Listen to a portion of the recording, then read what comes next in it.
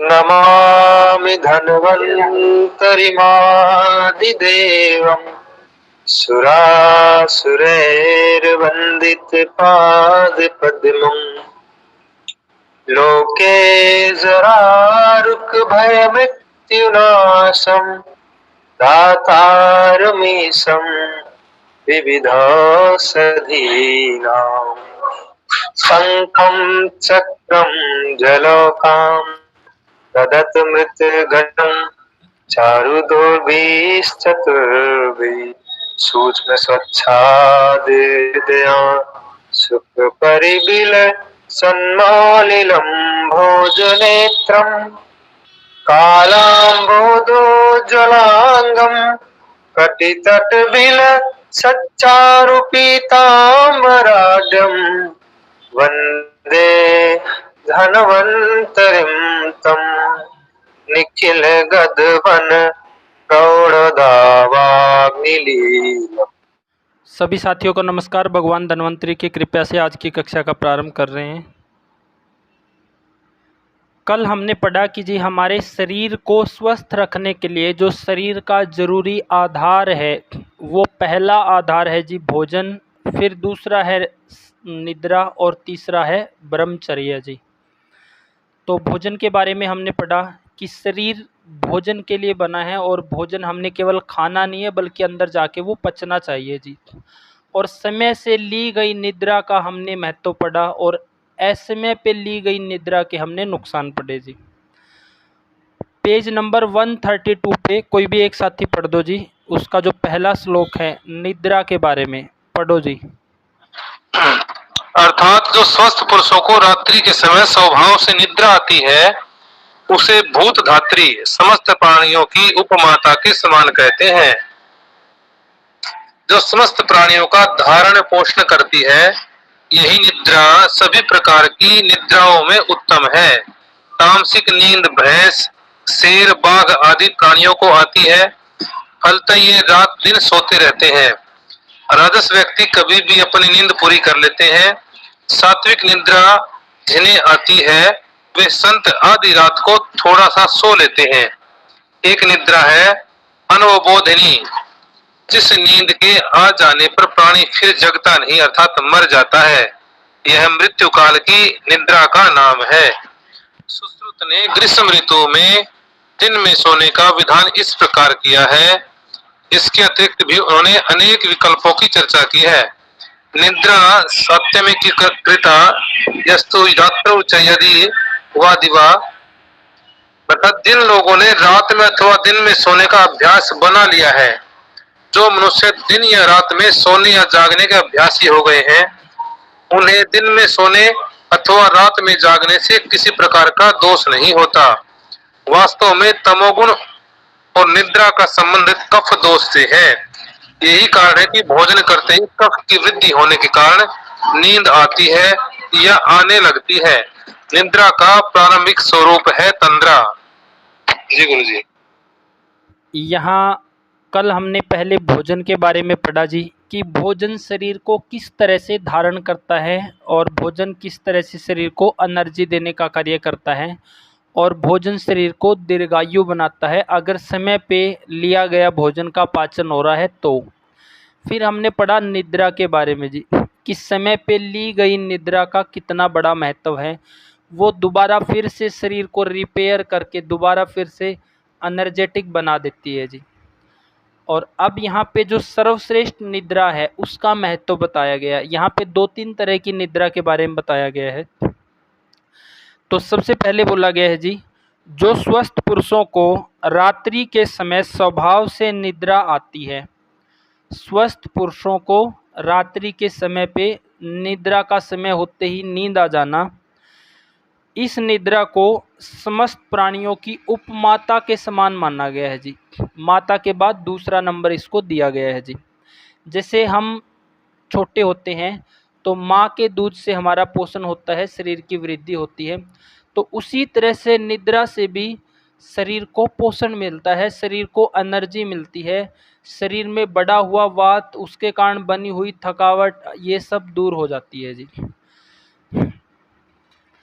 इसमें बोला गया है जो स्वस्थ पुरुषों को रात्रि के समय स्वभाव से नींद आ जाती है वह समस्त प्राणियों का धारण पोषण करती है जी।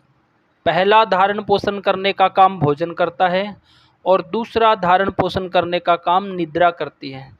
आज के टाइम में जिन भी लोगों को समस्या है आप देखेंगे पहले तो उनका खान पान ही बिगड़ा है जी और फिर उनकी नींद भी डिसबैलेंस है जी। और जब तक ये बैलेंस नहीं बनेगा खाने का और समय पे निद्रा लेने का तो दवाइयों से चिकित्सा नहीं हो सकती थी। यह निद्रा सभी प्रकार की निद्राओं में उत्तम मानी गई है जी।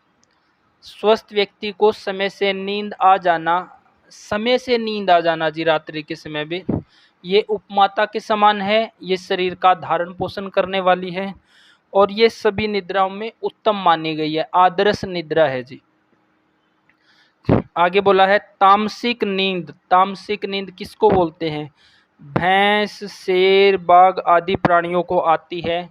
फलतः ये दिन रात सोते रहते हैं तो इसको तामसिक निद्रा बोला गया है जी। जब शरीर में कफ अधिक बढ़ जाता है, कफ के गुण अधिक बढ़ जाते हैं जैसे स्थूल गुण हैं, तो इस तरह के व्यक्ति के शरीर में भी आलस आ जाता है जी और उनको भी फिर मतलब वो कहीं पे भी सो लेते हैं जी। या कई रोगी ऐसे देखे गए हैं, एक रोगी तो हमारे पास ऐसा आया जी कि वो दिन रात उसको कहीं बैठा लो जी, चाहे शोर भी हो रहा हो वहाँ भी सो जाता था और वो इतनी रात सोता था तो इतने आवाज़ करता था कि मतलब उसके कमरे में कोई सो नहीं सकता जी। तो इस तरह की निद्रा को तामसिक निद्रा बोला गया है जी। आगे है राजस व्यक्ति कभी भी अपनी नींद पूरी कर लेते हैं और सात्विक निद्रा जिन्हें आती है वे संत आदि जो थोड़ा सा सो के अपनी निद्रा पूरा कर लेते हैं। तो यहाँ पे उत्तम निद्रा बताई गई है जी स्वस्थ व्यक्ति के लिए जो समय से नींद आ जाती है। पहला पॉइंट तामसिक निद्रा जिसमें नींद की पूर्ति ही नहीं होती जी। और राजसिक व्यक्ति कभी भी अपनी नींद पूरी कर लेते हैं और सात्विक है वो थोड़ी नींद लेने वाली व्यक्ति जी। और एक नींद बताई गई है जो व्यक्ति को आ जाए तो उसके बाद वो दोबारा नहीं उठ पाता, वो मृत्युकाल की निद्रा बताई गई है। तो ये है जी निद्रा का महत्व। तो समय से सो जाना, समय पे उठना पहला आहार, पहली दवाई है जो शरीर के लिए वो आहार है जी। और दूसरी जो दवा है शरीर के लिए वो निद्रा है और तीसरी जो दवा है वो ब्रह्मचर्या का पालन करना। कल हमने पॉइंट पढ़ा कि ग्रस्त लोगों के लिए ब्रह्मचर्या किस तरह से है और जो है ही सन्यासी या साधु संत उनके लिए फिर ब्रह्मचर्य किस तरह का होता है वो आज पढ़ेंगे जी। तो ये तीन जीवन के उपस्तंभ बताए गए हैं। इन तीनों से ही शरीर का धारण और पोषण होता है जी। भोजन ही नहीं मिलेगा तो शरीर में क्या होगा जी? भोजन से शरीर के अंदर शुद्ध चिकनाई जाती है, उस शुद्ध चिकनाई से प्राणवायु अच्छी होती है। प्राणवायु अच्छी होगी तो हमारा ओज अच्छा होगा, तेज अच्छा होगा। प्राणवायु अच्छी होगी तो शारीरिक बल अच्छा होगा। प्राणवायु अच्छी होगी तो बाकी सभी वायु अच्छी होगी। तो भोजन का मतलब सूखी रोटी खाना या रूखा सूखा भोजन करना भोजन की कैटेगरी में नहीं आता है जी। भोजन का मतलब है कि आपका भोजन बिल्कुल रसीला होना चाहिए जी, जिसको खा के आत्मा प्रसन्न हो और भोजन से हमें तृप्ति मिले जी और अच्छा रस उसका बने और जल्दी से वो जाके पचे और पचने के बाद रस धातु में कन्वर्ट हो और एक तरह से रसीला भोजन, तरी वाली सब्जी उसमें अच्छा सा 2 चम्मच गाय का घी डलाओ, इस तरह का भोजन है जो वो शरीर को चिकनाई और स्नेहास देने का काम करेगा। अगर भोजन ही नहीं खाएंगे तो शरीर में लघुता बढ़ के लघुता बढ़ेगी और जो अग्नि है वो धातुओं को सुखा देगी। तो इस तरह से शरीर में बुढ़ापा के लक्षण आएंगे, वात प्रकोप होगा जी। निद्रा ही नहीं ली गई है तो शरीर में रुक्षता बढ़ने से, ड्राइनेस बढ़ने से वात बढ़ेगा और वात के रोग पैदा होंगे और जल्दी बुढ़ापा आएगा जी। अगर ब्रह्मचर्या का बैलेंस में पालन नहीं किया गया है, जो नियम बताया गया है ग्रस्त लोगों के लिए और जो निर्मल ब्रह्मचर्या का पालन करते हैं, अगर उसका पालन नहीं किया जाए, ग्रस्त लोग अगर अधिक शुक्रशय करते हैं तो भी शरीर में रुक्षता बढ़ती है, ड्राइनेस बढ़ती है, ओज धातु का क्षय होता है, इससे भी शरीर में फिर जल्दी बुढ़ापा आता है। तो भोजन, निद्रा और ब्रह्मचर्या, इनका बैलेंस में रहना, सम प्रमाण में रहना, ये अच्छे स्वास्थ्य का आधार बनता है जी। अगर इसमें गड़बड़ी है तो जब तक इनको ठीक नहीं करेंगे तो दवाई, वैद्य और चिकित्सा, किसी भी पैथी से चिकित्सा होने वाली नहीं है। आगे बोला गया है, जिन लोगों को दिन रात में अथवा दिन में सोने का अभ्यास बना लिया है, जो मनुष्य दिन या रात में सोने या जागने के अभ्यासी हो गए हैं, उन्हें दिन में सोने से अथवा रात में जागने से किसी प्रकार का दोष नहीं होता। वास्तव में तमोगुण और निद्रा का संबंध कफ दोष के कारण है। भोजन करते ही कफ की वृद्धि होने के कारण नींद आना स्वाभाविक है। तो इसमें आदर्श स्थिति तो वो है जी, जैसे कल हमने निद्रा के 2-3 रूप पढ़े हैं जी।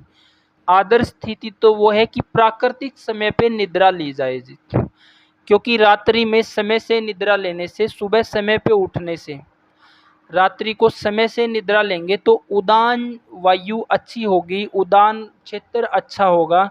तो यहाँ पे जो आंखें हैं, कान है, नाक है, ये जो इंद्रियां हैं, इन सब की शक्ति अच्छी रहेगी। अगर इसी कार्य को हम दिन में करेंगे तो वो पूर्ति तो हो जाएगी, लेकिन आदर्श स्थिति नहीं है जी।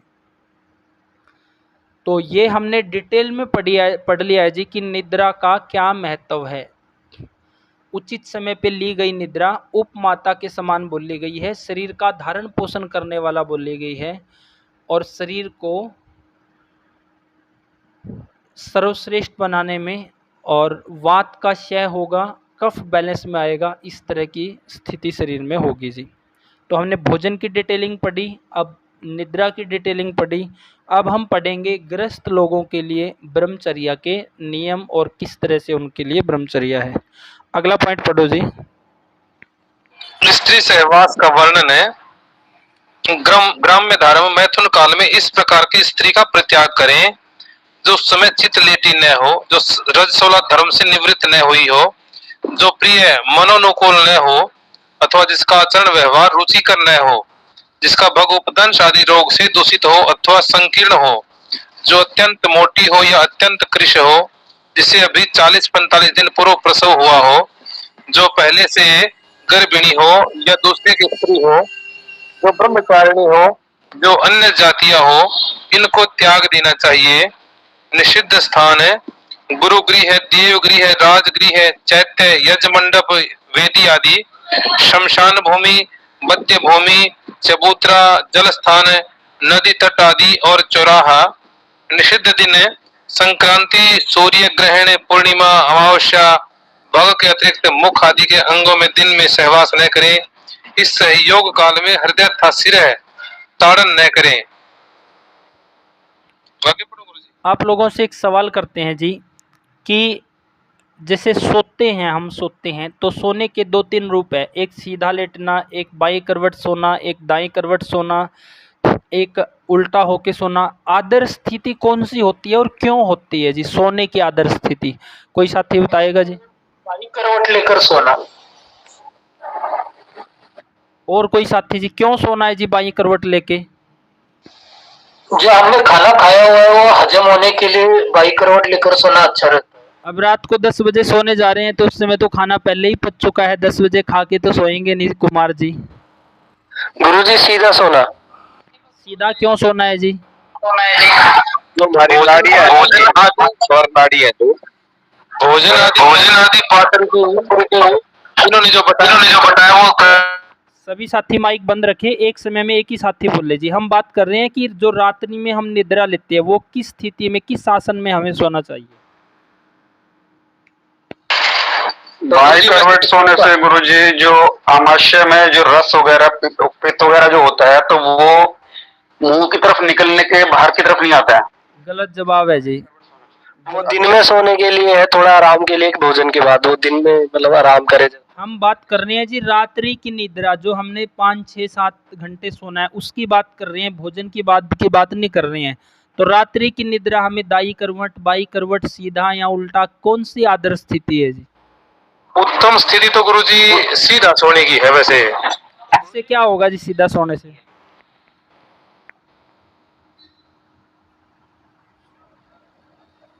सीधा सोने से क्या होगा जी? अंग पूरे खुलेंगे गुरुजी, सीधा सीधा सोने सबको से आराम मिलेगा। ठीक है जी। और दाई करवट बाई करवट किस लिए है फिर? गुरुजी नासिका का जो सांस चलेगा गुरुजी। ये गुरुजी स्वर के कारण जो जैसे हमारा एक नाक के ठंडा होता है, गर्म होता है, एक सूर्य नाड़ी होती है, एक चंद्र नाड़ी, शायद मेरे हिसाब से उसके अनुसार ही जो शरीर के गुरुजी अगर हम सीधा सोएंगे, बिल्कुल पीठ के बल सीधा सोते हैं तो शरीर के सभी अंगों पे बराबर प्रेशर पड़ेगा और किसी पे भी ज्यादा नहीं पड़ेगा। अगर टेढ़ा सोएंगे तो एक साइड, जिस साइड सोएंगे उस साइड पे अगर कोई अंग है उस पे ज्यादा प्रेशर पड़ेगा, उसमें तनाव होगा फिर। ठीक है जी। टोटली निष्कर्ष आप सभी में से क्या निकला है जी?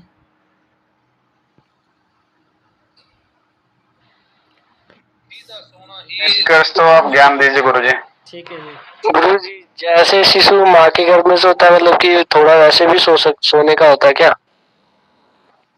इसमें जो आदर्श स्थिति है जी वो अभी पढ़ाएंगे आप लोगों को। बिल्कुल सीधा सोना वो आदर्श स्थिति है, क्योंकि उसमें वात पित्त कफ समता में रहते हैं, बैलेंस में रहते हैं जी, बिल्कुल सीधा सोने से। अब यहाँ पे एक पॉइंट हम पढ़ रहे हैं, स्त्री सहवास का वर्णन। इस पॉइंट को हम स्वास्थ्य की दृष्टि से ऐसे पढ़ेंगे जी कि इस गलती से बहुत सी महिलाओं का जी यूट्रस ही बाहर आने को हो जाता है। अब इसमें कुछ बहुत अच्छे पॉइंट दिए गए हैं। स्त्री सहवास का वर्णन, इस तरह की जो जानकारी है वो जो शास्त्रोक्त जानकारी है उसका अभाव बहुत अधिक रहता है, मिलती नहीं है जी, बस ये इधर उधर की ऐसी जानकारी मिलती है। इसमें कहा गया है स्त्री सहवास का वर्णन, मैथुन काल में इस प्रकार की स्त्री का त्याग करे जो उस समय चित ना लेटी हो।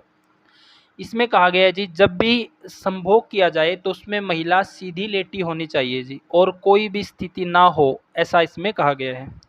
अब आप पेज नंबर 344 निकालो जी। अष्टांग हृदयम शारीर स्थानम, दूसरा अध्याय, पहला अध्याय, पेज नंबर 344 निकालो जी। इसमें 3 पॉइंट आप लोगों को पढ़ाएंगे। पहला तो गर्भाधारण मंत्र, ये पॉइंट पढ़ो अनुपम जी। गर्भधारण मंत्र। हे प्रिय, तुम गतिशील हो, दीर्घायु हो, तुम्हारा सर्वत्र सम्मान है। विधाता तुम्हारी सदा रक्षा करे तथा धाता रक्षा करे। तुम ब्रह्म तेज से युक्त हो। ब्रह्म, बृहस्पति, विष्णु, चंद्रमा, सूर्य, अश्विन कुमार, भंग या कामदेव तथा मित्र वरुण मुझे वीर पुत्र दे। आप सभी अपने घर में कोई फंक्शन कर रहे हैं जी, अपने घर में आप सभी कोई फंक्शन कर रहे हैं और किसी सज्जन व्यक्ति को आपने बुलाना है। क्या कोई सज्जन व्यक्ति बिना बुलाए आवाहन करें आपके घर में आ सकता है जी? नहीं आएगा गुरुजी। बिल्कुल भी नहीं। तो क्या करना पड़ेगा जी किसी सज्जन व्यक्ति को घर में बुलाने के लिए? सज्जन आदमी को विशेष निमंत्रण देना पड़ेगा, तब जा करके आएगा। वैसे कोई बकवादी तो वैसे भी घुस जाएगा, चोर उचक्का तो। ठीक है जी। तो जिस समय गर्भ ठहरता है ना जी, गर्भ ठहरता है तो उस समय ब्रह्मांड में से एक आत्मा अपने गर्भ में आनी है, वो सुनिश्चित है जी। जब गर्भ ठहरता है तो एक आत्मा अपने गर्भ में आएगी। अब वो किस तरह की आत्मा आएगी? वो एक सज्जन आत्मा आएगी, वो एक दिव्य आत्मा आएगी, या कोई विकलांग आत्मा आएगी? वो कैसी आत्मा आएगी जी? वो डिपेंड करेगा कि हमारी तैयारी कैसी है जी, और हम किस भाव से संभोग कर रहे हैं। हमारा भाव क्या है जी संभोग करने का? अगर आपने गेहूं उगानी है और आपके बीज में एक घुन लगा पड़ा है तो आप देखो दाना कैसा होगा जी गेहूं का। किसी भी जमीन फसल को उगाने से पहले बढ़िया ज़मीन तैयार करनी पड़ती है, फिर उसमें अच्छा बीज डालना पड़ता है और ऋतु के अनुसार। तो यहाँ पे अब एक आत्मा अपने गर्भ में आनी है, वो कैसी आत्मा आएगी जी? हमारी तैयारी कैसा है, हमारी तड़फ कैसी है अंदर, हम कैसी आत्मा को प्राप्त करना चाहते हैं। जिस प्रकार की हमारी तैयारी होगी, जो हमारे भाव होंगे, मान लो हमने शरीर शुद्धि करके पूरी तैयारी के साथ ब्रह्मचर्या का पालन करते हुए जिस दिन गर्भाधारण करना है, जो गर्भ है उसको जिस दिन हम चाहें उस दिन गर्भ कंसीव करवा सकते हैं जी। ये इंसान के हाथ में होता है और आदमियों ने इसको भगवान के ऊपर छोड़ दिया है जी। अगर भगवान के ही हाथ में है तो फिर आप लोग किस लिए हो यहाँ पे। जिस समय महिला को मासिक धर्म आता है, तो मासिक धर्म क्यों आता है? क्योंकि गर्भ का मुख खुल जाता है जी। गर्भ का मुख खुलने के कारण वो मासिक धर्म आता है। तो जिस दिन मासिक धर्म आए उस दिन से लेके 16वीं रात्रि तक गर्भाशय का मुख खुला रहता है। तो इनमें जब तक मासिक धर्म चलता है तब तक संभोग करने का निषेध है। इन दिनों में गर्भ ठहर जाता है तो विकलांग ही पैदा होगा जी। और फिर जब मासिक धर्म बंद हो जाए उस दिन से लेके बाकी जो दिन बच गए हैं उनमें हर एक दिन का अपना अपना महत्व है। कोई अच्छी बुद्धि वाला किसी दिन पैदा होगा, किसी दिन अच्छे स्वास्थ्य वाला, किसी दिन राजा जैसा, अलग अलग दिनों का महत्व है अलग अलग दिन में। तो इसमें कहा गया है जी कि जब हम हमारा तैयारी हम कर रहे हैं और आज हमने कंसीव करने के लिए ट्राई करना है जी, तो सुबह हवन कराएं जी। घर में घर को अच्छा माहौल वहाँ पे बनाएं हवन आदि करके, और फिर वहाँ पे जिस समय संभोग कर रहे हैं पति पत्नी, तो उस समय पे ये मंत्र बोलना है जी। इस मंत्र का उच्चारण करना है। ऐसा करते हुए हम अब उस आत्मा से आवाहन कर रहे हैं कि हमारे घर में एक ऐसी वीर आत्मा आए जो ब्रह्म तेज से युक्त हो, कुल का नाम रोशन करने वाला हो, जिसकी ब्रह्मा विष्णु महेश सदा रक्षा करे। जो भी ये अपना श्लोक लिखा है, इस श्लोक इस भाव के साथ अगर हम वहाँ पे संभोग कर रहे हैं, मतलब वो एक हवन कार्य की तरह ही हम संभोग कर रहे हैं। भाई एक दिव्य आत्मा हमारे गर्भ में आए तो वैसी ही आत्मा आएगी जी। अगर पति पत्नी दोनों ही बीमार है, दोनों के ही शुक्र और आर्तव कमजोर है, संभोग करने की इच्छा नहीं है, बस वैसे ही कर लिया, तो वहाँ कैसी संतान आएगी? आप खुद कल्पना करें जी। तो यहाँ पे जब भी गर्भाधारण करना है तो ये मंत्र है जी। उससे पहले की तैयारियां उसको डिटेल में पढ़ेंगे। अब इससे अगला पॉइंट पढ़ो जी। ब्रह्म ग्रहणोचित आसन। उक्त मंत्र का उच्चारण करके दोनों पति पत्नी आपस में प्रिय भाषण स्नेह युक्त व्यवहारों से पुत्र प्राप्ति के प्रति आश्वस्त एवं आनंदित होकर रहें। तदंतर पत्नी उताना चित होकर लेट जाए। उसे इस समय अपने अंगों को हिलाना नहीं चाहिए। ठीक है जी। अगला पॉइंट और पढ़ दो, बीज ग्रहण स्थिति। बीज ग्रहण स्थिति। इस प्रकार के आसन में स्थित वह वीर्य जो ग्रहण कर लेती है और उस स्थिति में उसके वात आदि दोष भी अपने अपने स्थानों पर स्थिर रहते हैं। यही पॉइंट सबसे अहम था जी इसमें। यही पॉइंट कि बीज ग्रहण की स्थिति, इसमें ऐसा बोला गया है कि भाई जब आप गर्भाधारण के लिए ट्राई कर रहे हैं, पहले वो मंत्र का इस्तेमाल करना है, फिर स्त्री सीधी लेटी हो उस स्थिति में संभोग करना है। इससे क्या है जी, वात पित्त कफ अपनी अपनी जगह पे बैलेंस में है। तो यहाँ पे अगर एक ही कंडीशन संभोग करने के लिए बताई गई है कि भाई स्त्री सीधी लेटी हो, उस स्थिति में संभोग करे, वात पित्त कफ बैलेंस में रहेंगे। अगर इसके अलावा कोई भी स्थिति अपना रहा है तो फिर आगे शास्त्र ऐसा बोलता है कि महिला का जो यूट्रस है वो वात का घर बन जाएगा जी। उसमें हर तरह की दुष्टि हो सकती है। अब आपने निकालना है जी पेज नंबर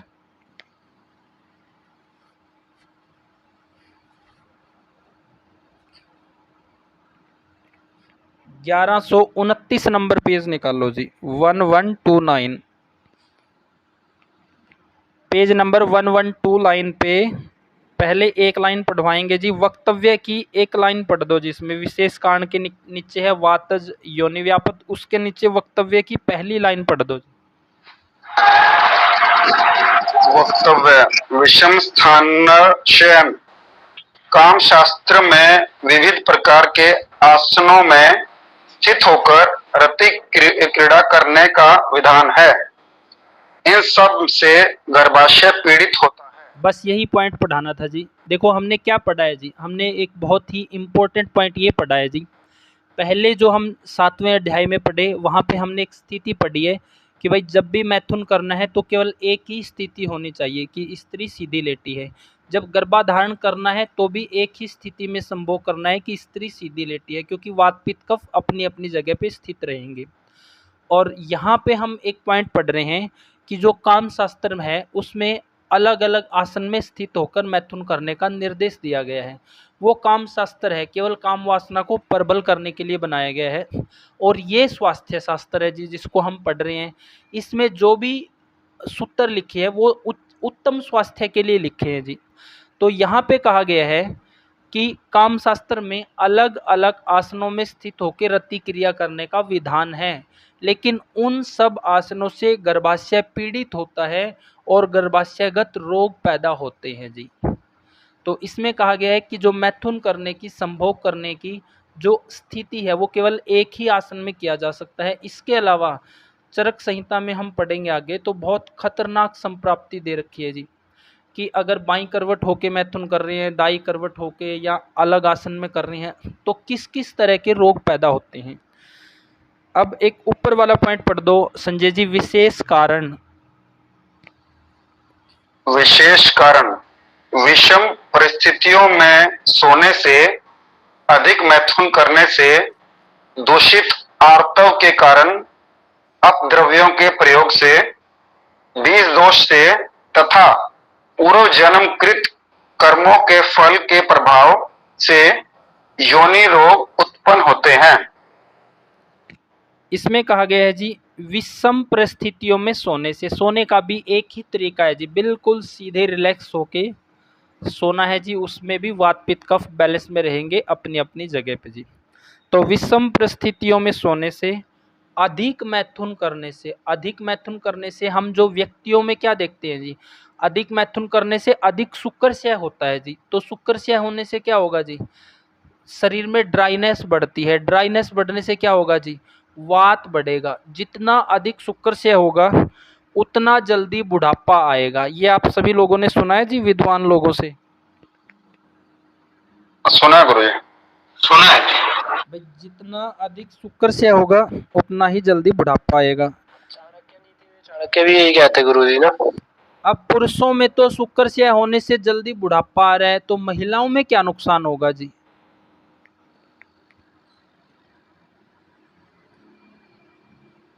जो अभी हमने पॉइंट पढ़ा है जी, महिलाओं का जो यूट्रस है, गर्भाशय है, वो पीड़ित होगा जी अधिक मैथुन करने से जी, क्योंकि उसमें वात प्रकोप रहता है अधिक मैथुन करने से। तो इसमें कहा गया है विषम परिस्थितियों में सोने से, अधिक मैथुन करने से, दूषित आर्तव के कारण। आर्तव अच्छा नहीं है, आदर्श नहीं है। अपद्रव्यों के प्रयोग से, गलत आजकल क्या है जी, ये कॉपर्टी लगा देते हैं, ये वो बहुत से गलत मेथड है जो गर्भधारण से बचने के लिए बताए जाते हैं। तो इन सब से भी यूट्रस पीड़ित होता है जी, गर्भाशय पीड़ित होता है। बीज दोष होने से, पूर्व जन्म के कर्मों के फल के अनुसार, इन सब कारणों से बोला गया है योनिगत रोग होते हैं। और कौन से होते हैं, अगला एक पॉइंट और पढ़ दो जी।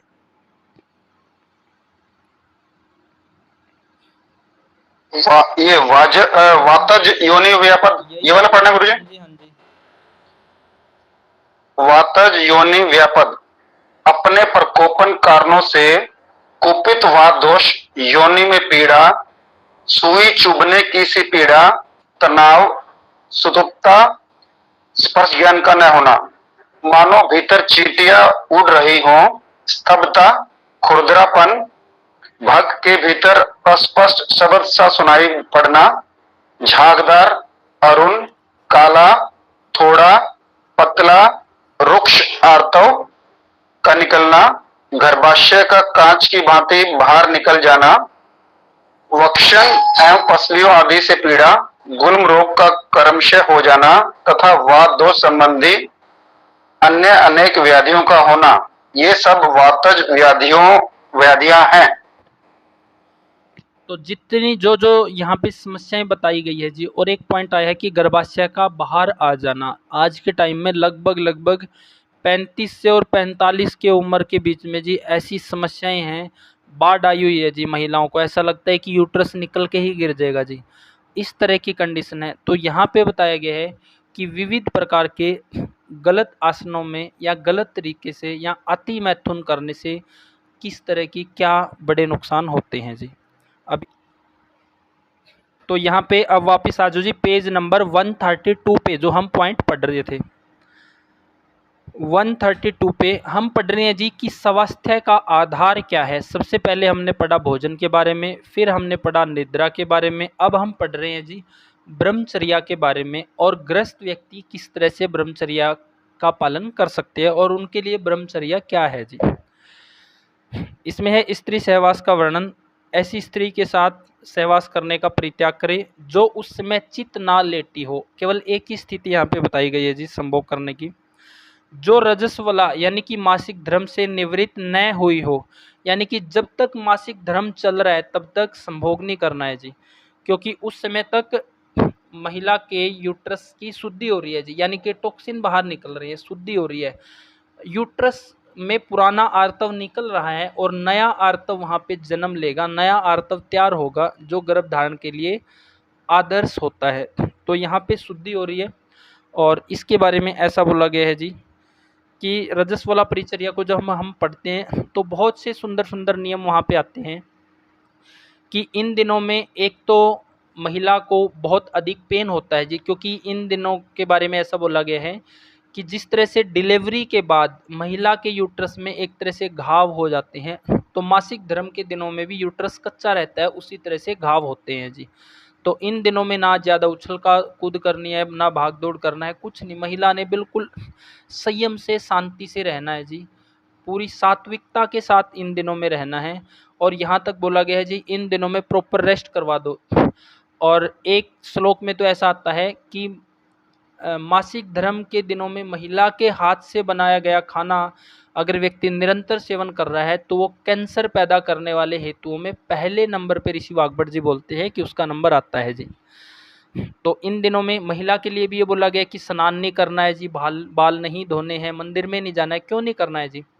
क्योंकि उस समय अपान वायु के मार्ग से शुद्धि हो रही है जी। वो स्नान करेगी तो ब्लड का फ्लो ऊपर की तरफ आएगा, तो जो शुद्धि होनी चाहिए वो ना होके वहाँ पे यूट्रस में कहीं ना कहीं पुराना आर्तव रुकेगा, जो निकल जाना चाहिए रुकेगा, तो वो पीसीओडी जैसी संप्राप्ति पैदा करेगा और बीमार बनाने का काम करेगा। तो उन दिनों में स्नान करने के लिए मना किया गया, क्योंकि ब्लड सर्कुलेशन फिर त्वचा की तरफ आएगा और त्वचा में भी दुष्टि आ जाएगी जी, चेहरा मलिन हो जाएगा। आगे कहा गया मंदिर में नहीं जाना इन दिनों में। जब हम इसकी अपान वायु की डिटेलिंग पढ़ते हैं तो ऐसा है कि मंदिर में जाने से भगवान को कोई नुकसान नहीं होगा, महिला को नुकसान होगा जी, क्योंकि उस समय अपान वायु के मार्ग से फ्लो हो रहा है। और मंदिर में जाते हैं जब हम ध्यान में बैठते हैं, एकाग्रता में बैठते हैं, तो प्राण वायु अच्छी होती है और प्राण वायु अच्छी है तो वो अपान को अपनी तरफ खींचती है जी। तो वहाँ पे फिर उसका जो फ्लो है, अनुलोमन है, वो कमज़ोर हो जाएगा, तो वहाँ पे महिला को दिक्कत होगी जी, भगवान को कोई परेशानी नहीं होगी। तो वहाँ पे बहुत सुंदर सुंदर नियम दिए गए हैं कि रजस्वला परिचर्या में क्या क्या पालन करना है। तो जब तक महिला को मासिक धर्म चल रहा है तब तक संभोग नहीं करना है जी। आगे बोला गया है जो प्रिय मनो अनुकूल ना हो, ऐसी महिला के साथ भी मनो अनुकूल आहार भी नहीं, आहार मनो अनुकूल ना हो तो वो भी सेवन नहीं करना चाहिए जी। तो वही पॉइंट यहाँ पे है। अथवा जिसका आचरण व्यवहार रुचिकर ना हो, जिसको कोई भी योनिगत रोग हो, जो अत्यंत मोटी तथा अत्यंत कृश हो, जिसे अभी अभी प्रसव हुआ हो, यानी कि प्रसूता काल अभी खत्म नहीं हुआ है, इस तरह और जो पहले से ही गर्भिणी हो, दूसरे की स्त्री हो, ब्रह्मचारी हो, अन्य जाति की हो, इन सब का त्याग कर देना चाहिए। अगर ऐसी स्थिति में भी संभोग किया जाता है तो वो व्यक्ति के लिए रोग कारक होता है जी, रोग पैदा करने वाला होता है और महिला के लिए भी नुकसानदायक होता है। तो आगे बोला गया है निषिद्ध स्थान गुरु ग्रह पर, देव ग्रह पर, राजा के घर में, यज्ञ वेदी, शमशान भूमि, बंद भूमि, चबूतरा, जल स्थान, चौराहा, इन सब जगहों पे मैथुन नहीं करना है जी। अगला पॉइंट है निश्चित दिन, संक्रांति के दिन, सूर्य ग्रहण के दिन, चंद्र ग्रहण के दिन, पूर्णिमा, अमावस्या, जितने भी हमारे त्योहार हैं और पवित्र दिन हैं, इन दिनों में संभोग नहीं करना चाहिए जी, क्योंकि इन दिनों में संभोग करने से ग्रह दोष बढ़ता है जी। और इन दिनों में जो जैसे होली है, दिवाली है, संक्रांति है, पूर्णिमा है, अमावस्या है, एकादशी है, इन दिनों में संभोग करने के लिए मना किया गया है। अगर इन दिनों में संभोग कर लिया जाए और गर्भ ठहर जाए तो संतान विकलांग ही पैदा होगी जी। उसी तरह से अगर मासिक धर्म चल रहा है फिर भी संभोग कर लिया और गर्भ कंसीव हो गया है तो इसमें ऐसा बोला गया है जी, अगर पहले दिन मासिक धर्म चल रहा है उस दौरान संभोग कर लिया और गर्भ कंसीव हो गया तो वो गर्भ समय से पहले गिरता है, वो पूरा होता ही नहीं है जी।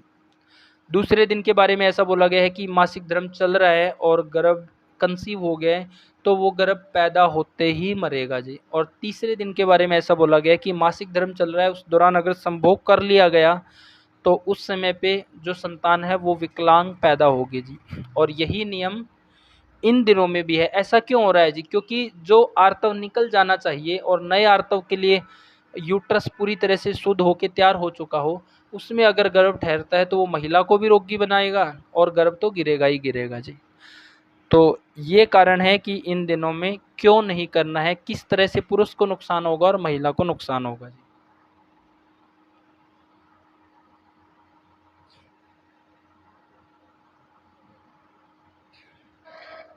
गुरुजी, गर्भ ठहरने का काल क्या होता है, समय क्या होता है, कब से लेके कब तक का होता है?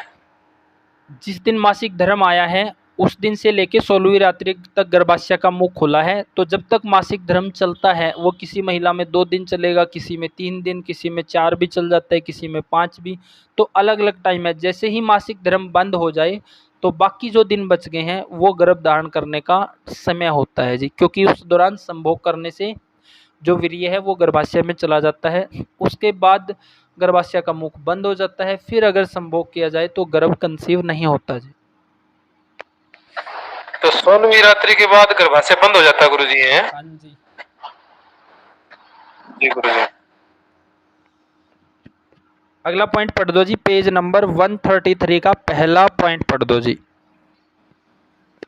गुरुजी, वो गर्भ ठहरने के लिए आदर्श स्थिति है मासिक धर्म बंद होने के मतलब दूसरे, तीसरे, चौथे दिन बाद। मासिक धर्म बंद होने, देखो पहली रात्रि से 16वीं रात्रि तक वो समय है जी गर्भ ठहरने का। इसमें सबसे आदर्श स्थिति होती है 16वीं रात्रि, फिर 14वीं रात्रि, फिर 12वीं रात्रि, फिर 10वीं रात्रि। इन दिनों में ज़्यादा ट्राई करना चाहिए गर्भ ठहराने के लिए जी। और गुरुजी, वो स्थान का भी निषेध किया, उसमें क्या दोष आएगा जी? आप बजरंग बली का मंदिर में जाके अगर इस तरह की क्रिया करोगे तो क्या दोष आएगा जी? उसी तरह से जितने भी स्थान बताए गए ये पवित्र स्थान बताए गए हैं जी, तो इसलिए यहाँ पे भी दोष होगा जी। जी गुरुजी।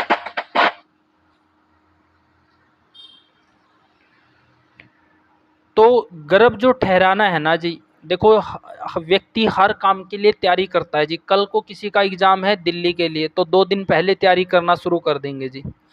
और ऑफिस में कोई काम है तो ये सोचेंगे मेरा काम सबसे बेहतर हो। 6 महीने की ज़मीन फसल उगानी है उसके लिए भी ज़मीन तैयार करेंगे, फिर अच्छा बीज, फिर ऋतु के अनुसार। तो उसी तरह से जो जीवन की सबसे बड़ी पूंजी है जी संतान, उसकी प्राप्ति के लिए भी पहले ज़मीन तैयार होनी चाहिए, यानी कि शुद्ध गर्भाशय होना चाहिए। फिर उसमें अच्छा बीज होना चाहिए यानी कि शुद्ध शुक्र होना चाहिए। और फिर ऋतु के अनुसार और आदर्श दिनों में पूरे ब्रह्मचर्य का पालन करके पूरा जब गर्भ विज्ञान को पढ़ेंगे तो बहुत डिटेल में आयुर्वेद क्या है जी, आयुर्वेद असल में अगर आप लोग डिटेल में समझ पा रहे होगे तो आदर्श जीवन जीने की कला है जी। और लोगों ने इसको केवल चमत्कार का विषय बना दिया है जी। चमत्कार का विषय कि भाई आपको कोई रोग हो गया है, हर जगह पे आप ट्राई करके कहीं भी ठीक नहीं हो रहा हो तो आखिर में आयुर्वेद में आओ जी। तो वो आयुर्वेद नहीं है जी। वहाँ पे आयुर्वेद तो अगर वो असाध्य है तो सीधा जवाब दे देगा जी, ये नहीं हो सकता। फिर लोग बोलेंगे आयुर्वेद किस लिए? आयुर्वेद केवल चमत्कार के लिए नहीं है जी। आयुर्वेद एक आदर्श जीवन जीने की कला है। अगर आपने किसी बीमारी से बाहर निकलना है तो आपने अपने जीवन जीने के स्तर को सुधारना होगा, ना कि केवल दवाइयाँ ठीक कर देगी जी। तो एलोपैथी ने आयुर्वेद को इस तरह से बिगाड़ने का ही काम किया है जी।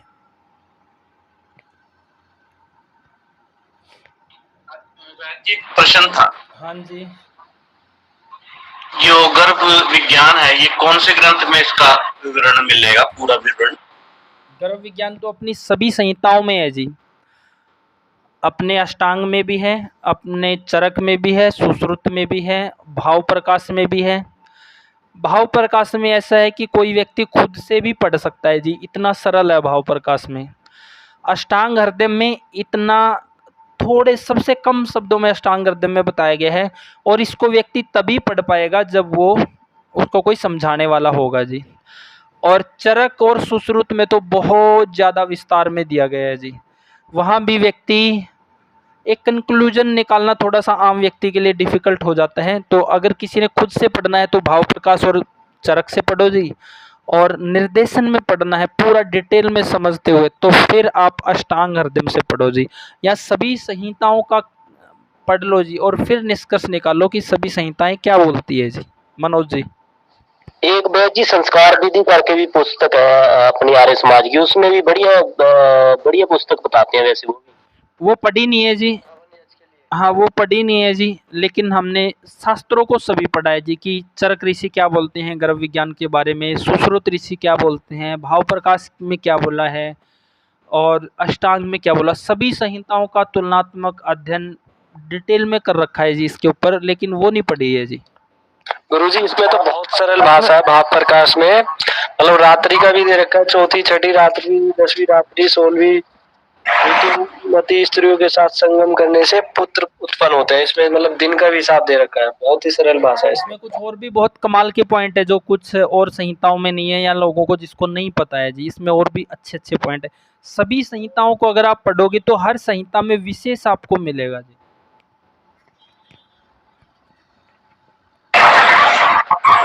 राइटर जो वो किया है आचार्य जी, जो टीका की है, वो कौन है बेस्ट भाव प्रकाश में? दोबारा अपना सवाल रिपीट करना जी। जो भाव प्रकाश की जो हमने खरीदना है तो उसमें राइटर कौन? तो कई बार ग्रुप में डाल चुके हैं जी, ग्रुप के मैसेज नहीं पढ़ते हो फिर आप, ग्रुप के मैसेज नहीं पढ़ते हो मनोज जी। और किसी साथी का यहाँ तक कोई सवाल जी? हाँ गुरु जी, मैं ये पूछना चाहता हूँ, जैसे इसमें बताया हुआ है कि अन्य जाति की महिला, या और दूसरा ये पहला क्वेश्चन, दूसरा मेरा ये है कि हम ये कैसे सुनिश्चित करें कि गर्भ दूषित नहीं है, शुक्र दूषित नहीं है। ठीक है जी, अब मान लो किसी व्यक्ति के शरीर में अकड़न है, जकड़न है, दर्द है, कोई व्यक्ति ऐसा है जिसको एसिडिटी बनती है, खूब प्यास लगती है, बहुत ज़्यादा पानी पीना पड़ता है, और कोई व्यक्ति ऐसा है जिसके अंदर स्थूलता है, जिसको नींद ज़्यादा आती है, आलस ज़्यादा रहता है। जब शरीर में ही दोष बढ़े हैं तो शुक्र में भी वो स्वभाव से दोष बढ़े हैं जी। तो इसके लिए हमने शारीरिक स्थिति को समझना पड़ेगा, क्योंकि जो शरीर में है वही तो शुक्र में है, शरीर से ही तो शुक्र तैयार हो रहा है। अगर शरीर में विकृतियां हैं तो शुक्र में भी विकृतियां हैं मनोज जी। जी जी। अगर हमारा शरीर पूरी समता में है, बैलेंस में है, शरीर में हमें खूब एक्टिवनेस है, खूब एनर्जी है, कोई थकावट नहीं बनती है, कितना ही हम पढ़ लें, वो कर लें, ये कर लें, तो हम फिर यहाँ पे जाएंगे कि शुक्र भी आदर्श स्थिति में है जी। अब दूसरा सवाल जी। तो आपने बताया कि दूसरी जाति की स्त्री, इसका अनुपम जी आप दोगे जवाब? ना जी गुरुजी। और कोई साथी इस पे जवाब देना चाहता हो? राजेश जी आप? वैद जी, दूसरी जाति की स्त्री का संबंध वो मेरे हिसाब से आहार में बोला गया होगा। जैसे गुरुजी दूसरी जाति में मतलब मनुष्य जाति से अलग, हाँ ये भी हो सकता है। नहीं इसमें भैया जी मेरे ख्याल से वर्ण होते हैं ना, जैसे 4, उनमें होगा, जैसे कि वर्ण को वर्ण में ही जाना चाहिए। हाँ बिल्कुल जी, वही वर्ण वाला है अपना, वो उसी जाति का है, मनुष्य जाति के अलग की बात नहीं है जी यहाँ पे। आ जाते गुरुजी। हाँ जी गुरुजी वर्ण है यही है। वैद जी, ऐसा लगता है कि जैसे अलग अलग प्रकृति होती है मनुष्य की, जैसे अलग अलग काम शास्त्र में अलग अलग वो दी गई है प्रजातियां मनुष्यों की। ना ना प्रजातियां नहीं जी, वर्ण व्यवस्था में ही है ये वैसे तो। वर्ण व्यवस्था में है। हाँ वर्ण व्यवस्था के अनुकूल ही इससे है। गुरुजी डीएनए खराब होगा। हाँ बिल्कुल जी, सही बोल रहा है सुमित जी, बिल्कुल सही बोल रहा है सुमित जी। प्रकाश डालना है वैद्य जी, आप प्रकाश डालिए गुरु जी। किसके ऊपर जी? ये जो दूसरी जाति का, हाँ, दूसरी जाति का, जैसे हम ये जो 4 वर्ण दिए गए हैं ना, कि भाई जो क्षेत्रीय क्षत्रिय है उसके साथ क्षत्रिय का ही अगर शादी हो तो वो उसके लिए उत्तम है जी। तो जो 4 वर्ण दिए गए हैं अपने वर्ण के अनुकूल ही, तो उसमें जो डीएनए है वो अपना सर्वश्रेष्ठ रहेगा जी। तो ये है जी इसके ऊपर। नहीं गुरु जी, उसमें तो वो भी बताया ना, अपने से उत्तम कुल का हो चाहिए। नहीं, देखो किसमें बताया जी अपने से उत्तम कुल का? इसमें क्या आया है जी राजा का जिक्र? आपने ध्यान से पढ़ा नहीं है। आप अनुपम जी अपना सवाल रखो। उत्तम कुल का क्या बताया इसमें? जो आता है ना जी, सत्यार्थ जो संस्कार विधि आदि में आता है, वो सत्यार्थ प्रकाश आदि में आता है, उसमें आता कि अपने से उत्तम कुल में विवाह भी कर सकते हैं, यानी कि संयोग भी कर सकते हैं। वैसे तो करना ही नहीं विवाह के बिना तो। क्या चीज? हाँ हाँ भाई, क्लास ले लेंगे यार, मेरा क्लास का टाइम है, फिर क्लास है भी यार। तो इसमें वो क्या नाम है अनुपम जी, ये सिस्टम ठीक नहीं है कि अपने से उत्तम कुल में, ऐसे तो फिर वही सिस्टम बिगड़ जाएगा, किसी की कोई पहचान ही नहीं होगा, कुछ भी वो नहीं होगा।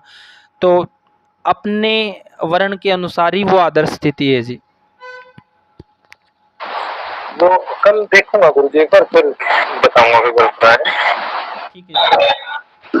तो यहाँ पे जो अभी तक हमने पढ़ा है ना जी, कि भाई जब किसी भी दंपत्ति की हम शादी करते हैं जी, अपने लड़के हैं, लड़कियां हैं, अपनी बहन हैं, बेटियां हैं, तो हमें दोनों को जी पूरी तरह से, जिस समय शादी होती है तो उनको पूरी तरह से ज्ञानवान करना चाहिए जी। अगर वो ज्ञानवान रहेंगे तो वो संयमित भी रहेंगे जी। और शादी का देखो मुख्य उद्देश्य क्या है जी? शादी का मुख्य उद्देश्य है जो वो एक सर्वश्रेष्ठ कुल की वृद्धि करना है जी, और वो उद्देश्य है वो पूर्ण होगा जी। अब मान लो बहुत से केस में ऐसा देखा गया है जी कि अभी नई नई शादी हुई है और वो बहुत जल्दी ट्राई कर लेते हैं, गर्भ कंसीव हो जाता है, लेकिन कई बार ऐसा देखा गया है बहुत महिलाओं में कि जी वो बार बार गिरता रहता है। अगर किसी महिला का गर्भ एक बार भी गिर रहा है, एक बार भी जी, तो वो क्या स्थिति बनती है? मान लो जैसे कि आप देखते हैं कि कोई पौधा जमीन में वो अपनी जड़ें बना चुका है, और जब उस पौधे को हम उखाड़ेंगे तो जमीन भी साथ में उखड़ती है जी। तो अगर गर्भ कंसीव हो गया है और वो गलती से गलत दिनों में कंसीव हो गया है, या गलत तरीके से कंसीव हो गया है, या निश्चित दिनों में कंसीव हो गया है, और फिर वो इस तरह की स्थिति में, या शुक्र और आर्तव आदर्श स्थिति में नहीं है, उनमें दोष है, तो कंसीव हो गया है और वो गर्भ गिर गया है, तो उस लड़की की क्या गलती होती है? जिसने अभी अभी शादी हुई है और जिसको अभी कोई समझ नहीं है जी, वो तो बस वैसे ही शिकार हो जाती है जी, अज्ञानता में। और अगर एक महिला का गर्भ एक बार गिर जाता है ना जी, तो वो कम से कम 2-3 साल अपने जीवन में पीछे चली जाती है जी। आप देखेंगे किसी भी महिला का जब गर्भ तो कभी भी गिर जाओ जी, तो वो एक मानसिक अवसाद से पीड़ित होती है जी। तो इस तरह की समस्याओं से बचाना है, महिला के शरीर को वात का घर होने से बचाना है। और आप देखते हैं जी कि शादी के बाद हर महिला को कि हर दूसरे दिन आज पेट में दर्द है, आज यहाँ दर्द है, आज वहाँ दर्द है, आज कमर में ये है, आज वो है। ये सब क्यों है जी? क्योंकि गलत तरीके से किए गए मैथुन और गलत दिनों में गलत ये सब करने से, आदर्श स्थिति में ना रहने से। जब हमें ज्ञान होगा दोनों को, तो पता है कि भाई गलत तरीके से करने से क्या होगा जी, दोनों को ही नुकसान होगा। तो जब हमें ज्ञान है तो हम संयमित भी हो पाएंगे जी। और इस तरह के केस में अब महिला की तो कोई गलती नहीं होती है। मान लो कोई व्यक्ति ही बीमार है, फिर भी संभोग कर लिया है, गर्भ ठहर गया है और वो गिर गया है, तो वो महिला तो वैसे ही शिकार बनी है जी उस गलती का। और सबसे ज़्यादा नुकसान होता है जी, सबसे सुकोमल अवयव बोला गया है गर्भ को महिलाओं के शरीर में जी। तो अगर ज्ञान नहीं होगा तो महिलाएं वैसे ही अपनी आधी ज़िंदगी वहीं हार जाती है जी। तो इसलिए जब भी शादी हो तो दोनों को पूरी तरह से सुशिक्षित करके ही ये शादी करनी चाहिए, और उस समय पूरा ज्ञान देना चाहिए ताकि वो अपने वैवाहिक जीवन का सुखमय से पालन कर सके और आदर्श संतान की प्राप्ति कर सके जी। किसी का सवाल हो तो रख सकते हैं, नहीं अगला पॉइंट पढ़ो जी। गुरु जी जी जैसे कि गुरु जी ये आजकल कोई रिश्ते नाते जैसे लोग दांव पर लगा रखे हैं, ब्लड रिलेशन के अंदर भी लोग शादियां कर लेते हैं। तो जैसे अपनी नानी की जात होगी या अपने दादा दादी की जात होगी, जैसे उस हिसाब से लोग शादियां कर रहे हैं, उनमें तो गुरु जी फिर उत्तम कुल का बच्चा प्राप्त होने का तो कोई सवाल ही पैदा नहीं होता जी, बिल्कुल सवाल ही पैदा नहीं होता। जैसे मुसलमानों में तो बिल्कुल ही नजदीक हो जाता ना, घर घर में ही कर लेते हैं, तो वहाँ तो बिल्कुल ही विकलांग है। इसी करके तो गुरु जी सिस्टम बिगड़ता जा रहा है धीरे धीरे करके, ये जो इसी वजह से लग रहा है मेरे को तो जा रहे। आप बताओ। देखो जी, आपका एक सवाल था महेंद्र जी, जब क्लास शुरू करी कि इतनी बीमारियां क्यों हैं, ये सब क्यों है भाई, वो सब खान पान की गड़बड़ से है जी। और आज के टाइम में छोटे छोटे बच्चों को चश्मे हैं जी। आप देखते होंगे जब हम छोटे होते थे जी, बड़े बड़े बुड्ढों के चश्मे होते थे, बुढ़ापे में चश्मे लगते थे जी लोगों के। और पिछले 10-20 साल में तो बाढ़ आ गई है जी चश्मों की। और गुरु जी उसमें ऐसे था जैसे कोई आदमी आंख करवा लेता था, गाँव में पूरा गाँव मिलने जाता था, तो पूरे गाँव में आंख करा रखे, कौन किसे मिलने जाए बताओ। बिल्कुल बताना चाहता हूँ इस विषय में, अगर आप आगे हो तो आपकी। हाँ जी बोलो जी। इसमें ऐसा हुआ, एक हमारे पड़ोस में ही, मतलब कि वो बिहार के रहने वाले हैं, तो जो संतान पैदा हुई वो मंदबुद्धि और विकलांग पैदा हुई संतान। तो उसका इलाज उन्होंने काफी जगह करवाते, वो मतलब जाते घूमते रहे। तो जब मैंने एक बार उनसे पूछा कि भाई जो तुम्हारी वाइफ है, तो ये तुम्हारी मतलब कोई नजदीक कुल में है या दूर में है, तो उन्होंने बताया कि ये मेरे नजदीक कुल में है, मतलब कि आसपास बुआ जैसे मौसी इस तरह से किसी रिलेशन में वो उसकी वाइफ है। तो इस तरह से दोनों संतानों में बहुत ही ज्यादा मतलब कि व्याधियां हैं, और एक तरह से मतलब वो विकलांग है संतान। सिर्फ ये पॉइंट नहीं है जी, इसमें गुलशन जी बहुत से पॉइंट आ जाते हैं कि जब माता पिता का शरीर आदर्श स्थिति में नहीं है, शुक्रार्तव आदर्श स्थिति में नहीं है, बीमारी में है, फिर भी कंसीव हो गया, या गलत आसन में कंसीव हो गया है, या गलत दिनों में कंसीव हो गया है, तो ये बहुत से कारण है जी। जब चरक में हम डिटेल में पढ़ते हैं ना जी, तो वहाँ पे ऐसे ऐसे कारण आते हैं, तो पता चलता है कि जी माँ बाप के अज्ञान का संतान पूरी जीवन उस संताप को भुगतती रहती है जी।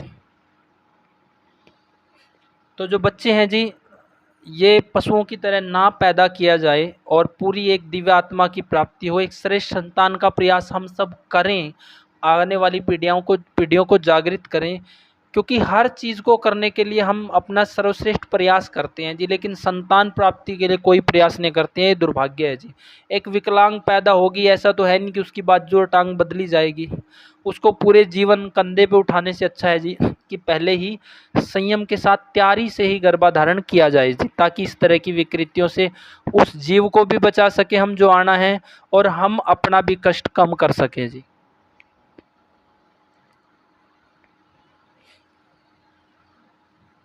गुरु जी, हाँ जी, नमस्ते। ये आयुर्वेद शास्त्र में ऐसा वर्णन किया गया है कि जो ब्रह्मांड जो आत्मा में चीजें आती है, वो कितने दिनों के बाद, मतलब जैसे ऋतु दान करते हैं, उसके कितने दिन पश्चात आत्मा धारण करती है गर्भ को? कितने दिनों बाद नहीं जी, जैसे ही शुक्र और आर्तव का मिलन होता है ना, जैसे ही अंडा और शुक्र का मिलन होता है, तो उसी समय पे आत्मा धारण कर लेती है जी। उसी समय पे रवि जी, तुरंत जब अंडा और शुक्र का मिलन होता है, तभी आत्मा के साथ ही उनका मिलन होता है जी। गुरु जी, ये पक्ष सही नहीं होगा कि हमारा जो धर्म है। आपकी आवाज कट रही है जी, समझ नहीं आ रहा है, बस आपके पॉइंट का टोटल निचोड़ सा समझ आ रहा है, आपकी आवाज कट रही है रवि जी। ठीक है गुरु जी, मैं बाद में पूछ लूंगा। ठीक है, ठीक है। गुरु जी, कोई समझदार महिला है तो उसको उसी दिन पता चल जाता है ना जी। देखो, अब पता चलने का तो नवविवाहिताओं को जो पहली बार कंसीव हो रही है तो नहीं पता चलेगा जी। एक डिलीवरी हो चुकी है, दूसरी बार में शास्त्र ऐसा बोलता है कि पता चल जाता है जी, जो समझदार है। आपका सवाल ठीक है, पहली बार में नहीं पता चलता, लेकिन तो आत्मा उसी समय पे आ जाती है जी, जब वो मिलन होता है इन दोनों का ही जी। नहीं गुरुजी, जैसे इसमें लक्षण बताए हैं ना इन्होंने भाई, जैसे ही गर्भ की स्थिति हो जाएगी तो ये लक्षण घटित होंगे, तो फिर तो उसमें पता लग ही जाएगा भाई ये लक्षण घटित है तो भाई गर्भ धारण हो गया। हाँ बिल्कुल जी, वो तो पता भी लग जाता है जी। जो महिला सचेत है, जागरूक है और मतलब पूरा चेतना शक्ति अच्छी है उसकी, सब चीजें बैलेंस में कर रहे हैं तो पता चल जाता है जी।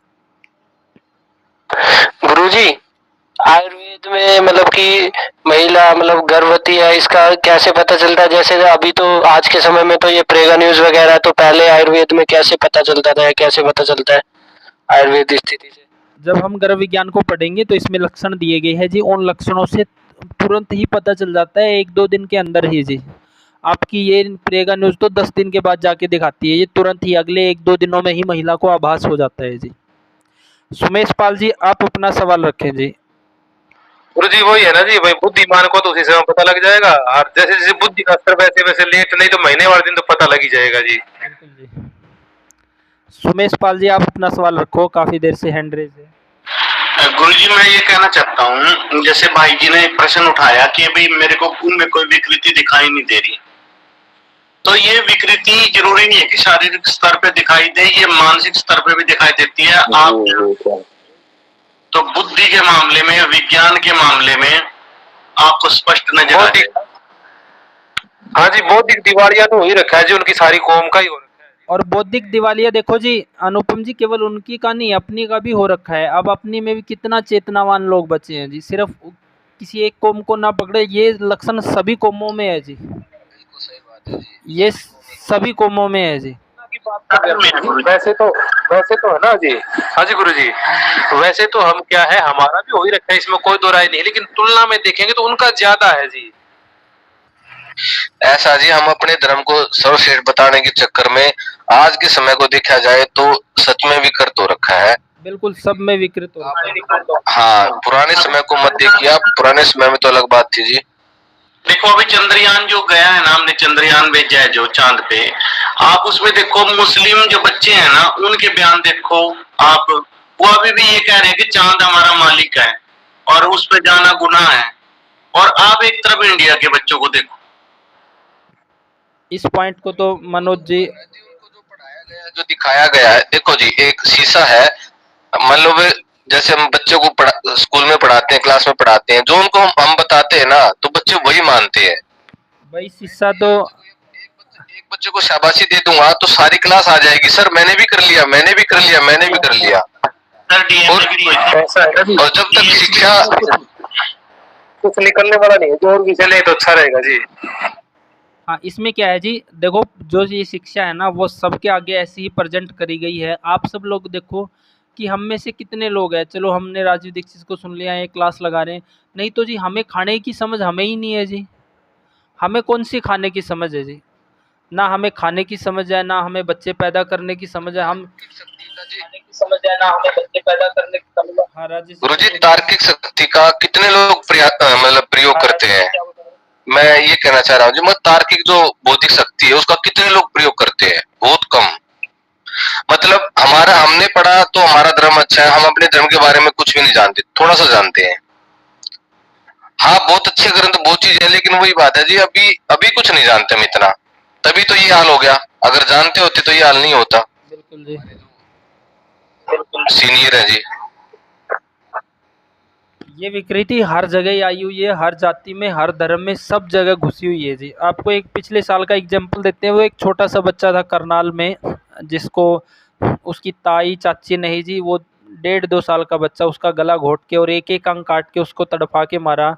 अनुपम जी, इससे बेदर्दी क्या होगी? आप ये अपनी जाति की बात कर रहे हैं हम।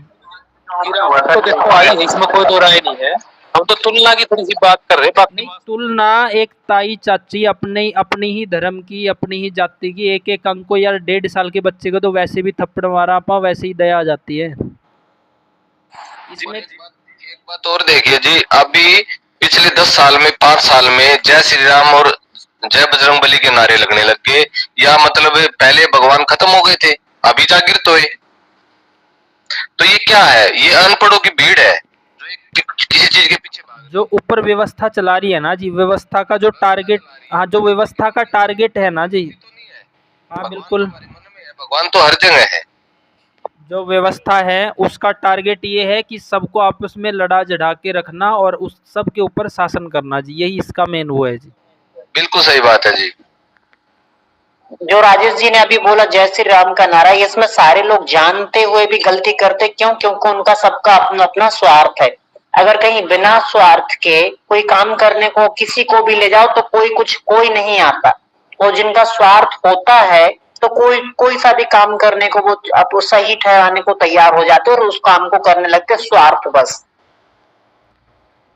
अगला पॉइंट, हाँ जी, कि यही तो समझना जरूरी है कि किसी भी धर्म का हम हद से ज्यादा वो नहीं कर सकते, बहिष्कार नहीं कर सकते, उसको समझो, हाँ सभी ठीक है, लेकिन उस पर अमल तो करो जी। अब ये नहीं कि भाई किसी ने जो कुछ बोल दिया वही चीज करने लग जाओ। ये एंडलेस टॉपिक है, इसको छोड़ के आगे बढ़ते हैं। इसका टोटल सा निष्कर्ष ये है जी, इसको छोड़ के आगे बढ़ते हैं। टोटल सा निष्कर्ष ये है, जो ऊपर व्यवस्था चल रही है ना, अब सब लोग स्वस्थ क्यों नहीं हो रहे हैं जी? स्वस्थ क्यों नहीं हो रहे हैं? क्योंकि जो व्यवस्था है वो चाहती नहीं है कि लोग स्वस्थ हो जी, क्योंकि स्वस्थ होंगे तो फिर उनके सिस्टम कैसे चलेंगे, जो लोग गुलाम कैसे रहेंगे जी। तो ये पूरा सिस्टम ऐसा है। अब अगला पॉइंट पढ़ो अनुपम जी इसको। सबसे बड़ी बात है ये, बहुत अच्छी बात बोल लिया। वाह वाह गुरु जी, बहुत धन्यवाद गुरु जी, अपने मन की बात। अगला पॉइंट पढ़ो अनुपम जी, पेज नंबर 133 का पहला पॉइंट। अब इस चर्चा को विराम देके हम अपनी पढ़ाई पे आते हैं जी।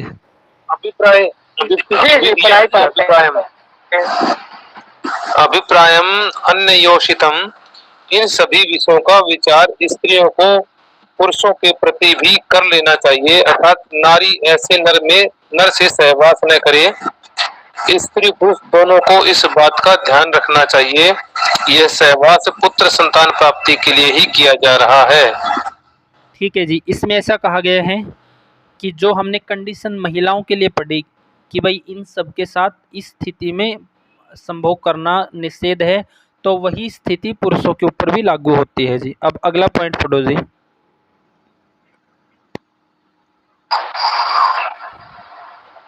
शिरो हृदय ताड़नम, यद्यपि सिर ताड़न है, हृदय ताड़न, केश कर्षण, नक्षत नपक्षत आदि रति कलह संबंधी विषयों का वर्णन वात्यायन कामसूत्र में मिलता है, तथापि इस स्वास्थ्य शास्त्र में उसका पूर्ण रूप से निषेध किया गया है।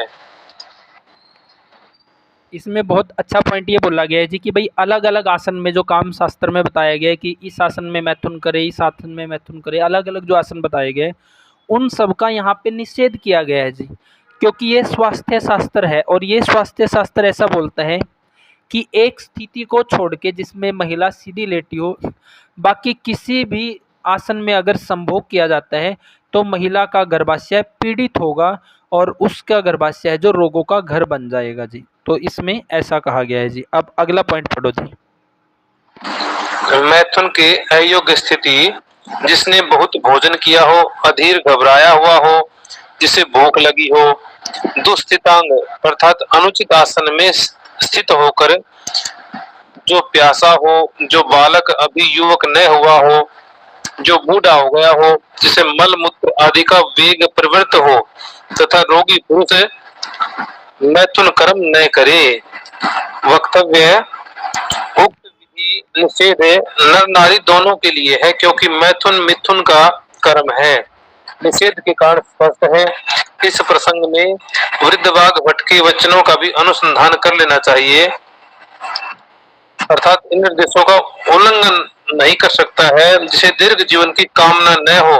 देखें, आयुष कामो नर है, स्त्री भी संयोग है कृत्रिमति, क्योंकि शुक्र धातु शरीर का बहुमूल्य पदार्थ है, जिसके संबंध में कहा गया है मरणम बिंदु पातेनम जीवनम बिंदु धारणम धारणात। यहाँ तक आहार निद्रा ब्रह्मचर्य नामक शरीर को धारण करने वाले 3 उपस्तंभों का वर्णन कर दिया गया है। यहाँ पे बहुत अच्छे, अगर इस पॉइंट को हम बिल्कुल डिटेलिंग करें ना जी, और एक एक पॉइंट के महत्व को समझें, तो हम समझ पाएंगे कि पिछले 20 साल में जो ये बच्चों में बीमारियों की बाढ़ आई है, तो ये क्यों आई है जी, खासकर पिछले 20 और 30 साल में। अगर आप 30 साल तक पहले भी देखेंगे तो मान के चलो कि उस समय तक लगभग हर बच्चा नॉर्मल हो रहा था जी, सब नॉर्मल डिलीवरी थे, घर पे ही बच्चे हो जाते थे, सबके स्वास्थ्य अच्छे थे जी। आज तो बच्चे इतने छोटे हैं कि चश्मे का नंबर उससे कई गुना बढ़ा है जी। जन्मजात बीमारियां, देखो यहाँ पे बहुत सुंदर पॉइंट बताए गए हैं जी। पिछले 30 साल में सबसे बड़ी गड़बड़ी तो ये है जी, खाने का टाइम बिगड़ गया है। एक पॉइंट कि ऐसे समय पे खा रहे हैं, कब रात्रि के 9 बजे, कब रात्रि के 10 बजे, 10:30 बजे, ठीक है जी। दूसरा, फिर सोने का समय बिगड़ गया है। तीसरा, अब इसमें एक पॉइंट लिखा है जी कि भाई मैथुन के अयोग्य स्थिति की कब मैथुन नहीं करना है, इसमें लिखा है जिसने बहुत भोजन किया हो। यहाँ पे जब हम भाव प्रकाश में, सुश्रुत में या चरक में इसको डिटेल में और पढ़ेंगे, तो यहाँ पे एक पॉइंट आता है कि जिसने अभी भोजन किया है, भोजन करने के कम से कम 40 मिनट या 1 घंटे तक मैथुन क्रिया नहीं करनी चाहिए जी। क्यों नहीं करनी चाहिए? क्योंकि उस समय पे जो पूरे शरीर का सर्कुलेशन है वो भोजन के पचाने में लगा है जी, और आप मैथुन करेंगे तो यहाँ से ऐसा बोला गया है जी, हृदयाघात बहुत जल्दी बनेगा जी। और आज के टाइम में सिस्टम कितना बिगड़ा है जी कि रात्रि का खाना 10 बजे, 10:30 बजे, और फिर मैथुन कर्म में कितना गैप रखेंगे, समझ ही नहीं है जी, गैप ही नहीं है। पहले क्या सिस्टम था जी, सूरज छिपने से पहले भोजन हो गया, तो सब चीज़ें व्यवस्थित थी जी। आज के टाइम में ना शुक्र अच्छा है, ना आर्तव अच्छा है, ना पुरुषों के शरीर अच्छे हैं, ना महिलाओं के शरीर अच्छे हैं, और हम कल्पना करें कि बच्चे हमारे भीम जैसे होंगे तो कैसे होंगे जी, क्योंकि ना खाने का समय है, ना सोने का समय है, और गर्भ तो एक्सीडेंटली ही हो रहा है जी। जो ये बाढ़ आई है बच्चों में बीमारियों की, इन सब के कारण ये छोटे छोटे सूक्ष्म पॉइंट है जी। भोजन करने के 40 मिनट या 1 घंटे तक संभोग करने के लिए मना किया गया है जी। रनिंग करने के लिए मना किया गया है। अधिक शारीरिक श्रम करने के लिए मना किया गया है। धूप में बैठने के लिए मना किया गया है। तैरने के लिए मना किया गया है, और खाते ही तुरंत पढ़ने में भी ना लगो जी, थोड़ा शरीर को टाइम दो। तो ये सब करेंगे तो इसमें क्या होगा जी, आपका पाचन दुरुस्त नहीं होगा, रस धातु अच्छी नहीं बनेगी। जब माँ बाप की रस, रक्त में, मांस, मेद, अस्थि, मज्जा, शुक्र अच्छे नहीं है तो संतान कहाँ से भीम बनेगी जी। तो ये जो सिस्टम, खाने पीने सोने, ये सिस्टम बिगड़ गया है जी, और इसको ही ठीक करना रोगी के लिए मुश्किल है। क्योंकि रोगी क्या बोलते हैं जी, भाई हमें दवाई ऐसी दे दो चाहे महंगी हो, लेकिन परहेज ना हो, और वो कभी ठीक नहीं हो पाते जी। लोगों को समझ ही नहीं है कि जी स्वस्थ कैसे रहा जाएगा, किस तरह से स्वस्थ होना है, क्यों बीमार पड़े हैं, इसलिए रोग ठीक नहीं हो पाते। तो इसमें कहा गया है जिसने बहुत अधिक भोजन किया हो उसने भी मैथुन नहीं करना है, जिसने अभी भोजन किया है कम से कम घंटे तक मैथुन नहीं करना है जी। आगे है जो घबराया हो, जिसको पहले ही घबराहट है शरीर में, जिसे भूख लगी हो, ऐसी स्थिति में भी मैथुन नहीं करना है। दुस्थिति आसन अथवा अनुचित आसन में स्थित होके, देखो ये हम तीसरा पॉइंट पढ़ रहे हैं जी, जहाँ पे अनुचित आसन की बात करी गई है। पहले पॉइंट में हमने पढ़ा था कि केवल एक ही आसन जिसमें स्त्री चित लेटी हो। दूसरे में हमने पढ़ा था कि भाई काम शास्त्र में तो बहुत सारे आसन हैं, लेकिन वो केवल काम शास्त्र है, काम को बढ़ाने के लिए, और ये स्वास्थ्य शास्त्र है, यहाँ पे केवल स्वास्थ्य की ही बात करी जाएगी। तो इसमें एक स्थिति बताई गई, और यहाँ पे तीसरी बार पॉइंट आया जी कि अनुचित आसन में स्थित होकर जिसको प्यास लगी हो, प्यासा व्यक्ति है वो मैथुन करेगा तो उसको समस्या बढ़ेगी जी। या मैथुन करते ही प्यास कर लिया या तुरंत स्नान कर लिया है।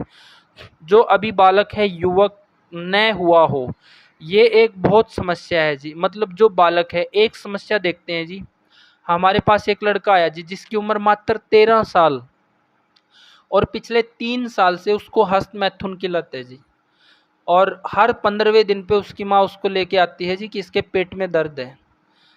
पहले तो चलता रहा। फिर भाई इसकी जब डिटेलिंग देखी गई तो उसको वो माना नहीं। जब उसका फ़ोन वगैरह चेक किया गया तो उसमें ढूंढा गया। अब वो बच्चा क्या है जी, 10 साल की उम्र से जब शुक्र धातु परिपक्व होना शुरू किया हुआ है, अगर वहाँ से हस्तमैथुन की लत है तो उसके बच्चे कहाँ दौड़ेंगे जी, उसके बच्चे बीमार ही पैदा होंगे जी। तो ऐसे बच्चे, अब जो इसमें कहा गया जो अभी बालक है युवक ना हुआ हो, जो 10 साल की उम्र में अगर हस्तमैथुन कर रहे हैं, जब 25 साल 30 साल उसकी उम्र होगी तो उस समय तक तो वो पूरा अपना जो निचोड़ था शुक्र का, जो परिपक्व होना था, वो निकाल चुका है जी। इस तरह के आगे क्या है जी, ना तो उनसे ढंग से संभोग हो पाएगा, ना उनसे कंसीव हो पाएगा, ना बच्चे होंगे।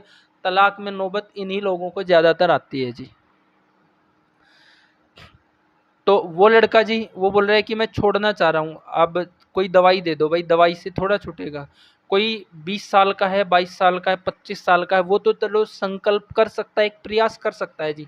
इतने छोटे बच्चे से तो वो भी नहीं होगा जी, और ये तो गर्क में ही जाएगा जी। आगे लिखा है कि जो बूढ़ा हो, यानी जिसकी अभी उम्र नहीं है जी, जो बूढ़ा हो गया है, वो अधिक शुक्रचय करेगा तो बुढ़ापा वैसे ही आएगा जी। आगे है जिसे मलमूत्र का वेग प्रवृत्त हो, मलमूत्र का वेग है और फिर भी वो मैथुन कर रहे हैं, तो ये सब स्थिति है जो भयंकर रोग पैदा करने का काम करती है। चल रही होगी वीडियो। तो इस अध्याय के एक एक पॉइंट को जब हम पढ़ेंगे ना बारीकी से और उसका विश्लेषण देखेंगे तो हमें पता चलेगा जी कि आज की पीढ़ी में बीमारियां क्यों हैं जी। आगे है वक्तव्य में लिखा है जी, उक्त जो विधि विधान बताया गया वो स्त्री और पुरुष दोनों के लिए है। इसमें बोला गया है शुक्र शरीर का बहुमूल्य पदार्थ है जी, बहुमूल्य धातु है जी, बहुमूल्य, जिसके संबंध में कहा गया है मरणम बिंदु पातेन जीवनम बिंदु धारणात, यानी कि अगर हम वीर्य की रक्षा करेंगे तो हमारा जीवन लंबा होगा, और शुक्र से अधिक करेंगे तो मृत्यु आएगी। यानी कि शुक्र से अधिक होने से बुढ़ापा और मृत्यु आती है, और शुक्र का धारण करने से शरीर में बुढ़ापा नहीं आता जी। तो इसका ये मतलब है। और आगे कहा गया यहाँ तक आहार निद्रा ब्रह्मचर्या जो शरीर को धारण करने वाले उपस्तंभ, इनका वर्णन कर दिया गया है जी। और पहले किसी भी बीमारी से पहले इन तीनों चीज़ों को बैलेंस में लाया जाएगा, और तभी अगर हम चिकित्सा शुरू करेंगे तो तभी हमें परिणाम मिलेंगे। जब तक ये ठीक नहीं करेंगे तो हम एक भी रोगी को ठीक नहीं कर पाएंगे जी। और बच्चों को बहुत संभालने की ज़रूरत है जी। बहुत केस ऐसे देखे गए हैं 10-10, 11-11। एक लड़का तो जी 9 साल की उम्र, और हम पहचानेंगे कैसे जी कि आप सब कुछ खिला रहे हो फिर भी शरीर नहीं बन रहा है। हर 15वें दिन या महीने वाले दर्द हो रहा है, हर महीने वाले दिन या महीने वाले दिन उसको बुखार आ रहा है, कोई ना कोई संप्राप्ति है, शरीर घटता ही चला जा रहा है। तो यहाँ पे बच्चों को संभालने की ज़रूरत है जी। अब एक पॉइंट और पढ़ दो जी, आखिरी पॉइंट, विपरीत व्यवहार का फल। ये पॉइंट और पढ़ दो, फिर आज की कक्षा को विराम देंगे। विपरीत व्यवहार का फल है उक्त नियमों के विपरीत मैथुन करने पर भ्रम, कलश, सुस्ती, उर्वों में कमजोरी, कृष्णता तथा बल, रस आदि शुक्र पर्यंत धातुओं का क्षय, इंद्रियों की शक्ति का क्षय अथवा ऐसे समय में मृत्यु भी हो सकती है।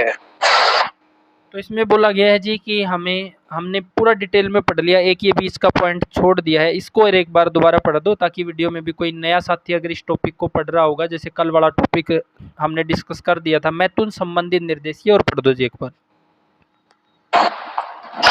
मैथुन संबंधी अन्य निर्देश है वाजीकरण औषधों एवं आहारों से तृप्त फलतः परिपुष्ट शरीर अवयवों वाले नर नारी हिमकाल, हेमंत तथा शिशिर ऋतुओं में इच्छानुसार मैथुन का सेवन करे। वसंत एवं शरद ऋतुओं में 3 दिनों तथा गर्मी और वर्षा ऋतु में 15 दिनों में मैथुन करे।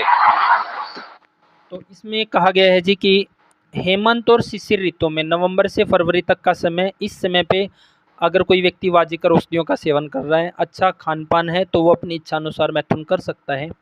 दूसरा, अगर इस तरह की व्यवस्था नहीं है तो 3 दिन में 1 दिन मैथुन करना चाहिए। तीसरे दिन पे यहाँ पे बोला गया है जी, जब भाव प्रकाश में डिटेल में पढ़ते हैं। और वसंत, ग्रीष्म और वर्षा के लिए बोला गया है जी 15 दिनों में एक बार मैथुन करें, क्योंकि शरीर में पहले ही रुक्ष और लघु गुण बढ़ा है तो और अधिक शुक्रक्षय होगा, तो रुक्ष और लघु बढ़ के एक ऋतु में वात का संचय होगा, अगले ऋतु में प्रकोप होगा, वात बढ़ेगा तो जल्दी बुढ़ापा आएगा जी। और आगे कहा गया है वसंत तथा शरद ऋतु में ग्रस्त व्यक्ति 3 दिनों में एक बार संभोग कर सकते हैं। अगर ग्रस्त व्यक्ति इस नियम से चलेगा तो भी उसके शरीर में विघटन नहीं होगा जी। और इसके विपरीत चलेगा तो फिर अगले पॉइंट में बोला गया है उक्त नियमों के विपरीत मैथुन करने पे भ्रम, यानी कि दिमाग में भ्रम हो जाना जी, हर चीज़ में भ्रम। घर को लोग लगा के गए हैं, गाड़ी में चले गए, रास्ते में दिमाग में भ्रम होगा कि मैंने लगा दिया कि नहीं लगा दिया, फिर देखने आएंगे लगा मिलेगा जी। हर काम में इसी तरह से भ्रम पैदा होना, सुस्ती होना जी, शरीर में स्थूलता आना, कमजोरी आना, पतलापन होना, बल घटना, रस आदि धातुओं का क्षय, इंद्रियों का क्षय होना। तो नियम के विपरीत मैथुन किया जाएगा तो वात बढ़ेगा, धातुओं का क्षय होगा, जल्दी बुढ़ापा आएगा जी। तो ये इस अध्याय का निष्कर्ष है जी कि हमने अपने आप को बैलेंस में कैसे रखना है, किसी भी रोग से निकलना है, बीमार नहीं बनना है, तो भोजन, निद्रा और ब्रह्मचर्या इसका अच्छे से पालन करना है जी। तो एक शादीशुदा ग्रस्त व्यक्ति कैसे ब्रह्मचर्या का पालन कर सकता है, ये पॉइंट है इनके लिए जी। अब किसी का कोई सवाल हो तो रख सकते हैं जी, नहीं फिर आज की कक्षा को समापन कर रहे हैं जी। गुरुजी यही पॉइंट एक बार दोबारा रिपीट करें, सुनने में भी थोड़ा था और समझने में भी। मतलब वर्षा, ग्रीष्म और वसंत, शरद, इसमें दिनों का कैसे हिसाब है? मतलब इसमें ऐसा है जी, अब एक आम व्यक्ति के दिमाग में एक विचार होता है जी, जैसे कि हम किस ऋतु में किस तरह से कब क्या क्या खाएं, ये विचार है जी। अब सोने का भी जी टाइम से सो। अब ब्रह्मचर्या को उत्तम बोला गया है जी, लेकिन शादीशुदा सोचेगा कि जी मैं ब्रह्मचर्य कैसे रहूं, मैं तो ग्रस्त हूं। उसके लिए भी ब्रह्मचर्या है जी। उसके लिए कौन सा ब्रह्मचर्य है? उसके लिए ये जो अभी हमने पढ़ा है जी कि ग्रीष्म और वर्षा ऋतु में, जेठ और आषाढ़ के महीने में, फिर सावन भादों में, इन महीनों में जी 2 में वात जमा होता है, अगले 2 में वात प्रकोप होता है। इनमें शरीर में बल का क्षय होता है जी। तो जिस समय शरीर का में प्राकृतिक रूप से बल का क्षय है तो इन दिनों में संभोग भी 15 दिनों में एक बार ही करने के लिए बोला गया है जी। अगर अधिक करेंगे तो और अधिक शुक्रक्षय होकर शरीर में बीमारियां आएगी जी। और इसके बाद है वसंत और शरद ऋतु। इसमें क्या है, वातावरण में थोड़ी सी स्नेहास आ जाता है जी। पिछली ऋतुओं में तो आपके वातावरण में ड्राइनेस रही है, वात प्रकोप रहा है, यहाँ पे स्नेहास आ जाता है। इस समय 3 दिनों में एक बार कर सकते हैं जी। बहुत सारा होगा जी। हाँ जी, ये तो गुरु जी नाम का ही ब्रह्मचारी रहेगा। वैसे ऋषि दयानंद जी तो ये कहते हैं हाँ जी, कि जो गृहस्थ में होकर के भी ऋतुदान ही करता है, ऋतुदान करने के लिए यानी कि संतान उत्पन्न करने के लिए ऋतुदान करता है, वो गृहस्थी भी ब्रह्मचारी है, ऐसी उन्होंने व्याख्या की वहां पे। और इसमें तो बहुत सारा होगा जी, छूट होगी कभी नरी।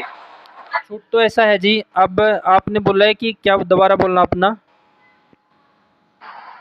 इसमें तो ये कहा ना गुरु जी को भाई इन समझ लिया, आप अपने वाला बताओ। ऋषि दयानंद जी ने कहा कि संतान की प्राप्ति के लिए ही ऋतुदान जो करता है वो गृहस्थी भी ब्रह्मचारी है, ऐसा कहा उन्होंने। केवल संतान प्राप्ति के लिए? तो आप कल्पना करके देखो जी, जहाँ ऐसा युग चल रहा है, क्या यहाँ पे इस नियम का पालन वास्तव में कितने लोग कर सकते हैं जी? जहाँ हाँ, आदर्श परंपरा की भी जी, जहाँ पे ज्ञान का तो पूरा अभाव है जी, शरीरों में पूरा खोखलापन है जी, ना खाना ठीक है, ना पीना ठीक है, ना कुछ भी ठीक है, तो यहाँ पे ये नहीं हो पाएगा जी। और फिर भी जो बैलेंस में है, ये एक आदर्श स्थिति है, ये भी वो अपना अनुपम जी शादीशुदा के लिए ये आदर्श स्थिति है जी जी। राष्ट्र और काल के ऊपर भी तो उस समय की काल गणना और आज के समय की काल गणना, उस समय कृष्ण जी ने बस जब ही मतलब प्रद्युमन के जन्म के समय ही मतलब शास्त्र है ना, काल गणना से नहीं चलते, वो क्या है, वो आदर्श परंपरा का प्रतिपादन करते हैं। वो कितना कौन अनुपम जी, वो बात आज के आधुनिक युग में नहीं। मैंने भी पढ़ा है और दयानंद जी के बारे में मैं भी जानता हूँ, मैं भी ब्लॉग रखता हूँ। वो सही कह रहे हैं आप, मैं आपकी बात को नहीं टाल रहा, ना ऋषि की बात को टाल रहा।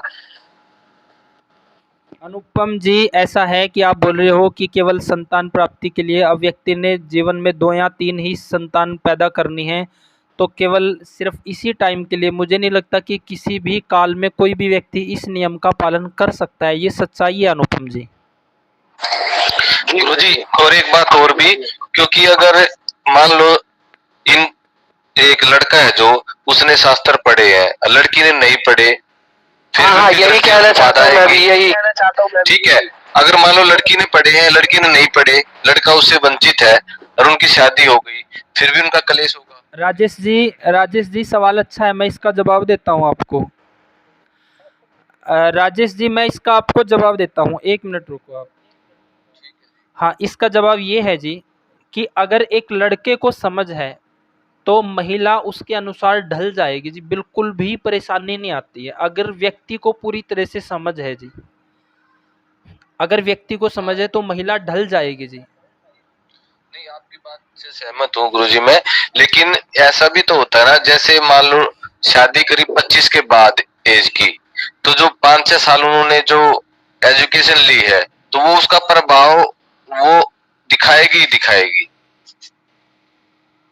सवाल थोड़ा क्लियर नहीं हुआ, दोबारा बोलना जी।